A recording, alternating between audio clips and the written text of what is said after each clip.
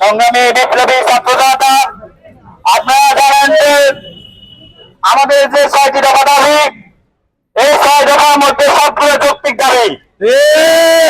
আমরা আমাদের রাষ্ট্র থেকে বিশাল কোন জিনিস চাই না, আমরা শুধু চাই আমাদের ন্যায্য অধিকার। আমরা আমাদের ন্যায্য দাবি না ফিরে আমরা ক্যাম্পাসে যাবো ইনশাআল্লাহ।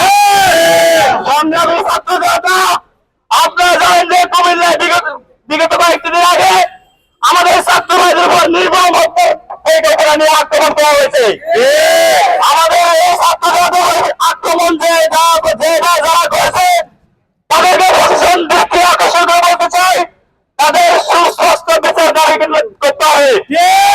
সংগ্রামী ছাত্র বন্ধুগণ, আপনারা জানেন যে বর্তমান যে একটি পরিস্থিতি, সেটা হচ্ছে গিয়ে মনে করেন আমাদের ছোট ভাই মনে করেন আমি 2 সালে এসএসসি পরীক্ষা দিয়েছি, কিন্তু যারা 2024 সালে পরীক্ষা দিয়েছে ওই রকম ছোট ভাই আমাদেরকে পড়ালেখা করতে চায়।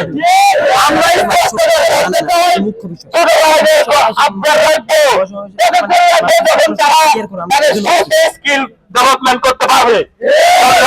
বন্ধুগণ, আপনারা যারা এখানে এসেছেন আপনাদের সকলকে আল্লাহ পলিটেকনিক ইনস্টিটিউটের পক্ষ থেকে সকলকে সংগ্রামী সালাম জানিয়ে আমার এই বক্তব্য এখানে শেষ করছি। আসসালামু আলাইকুম।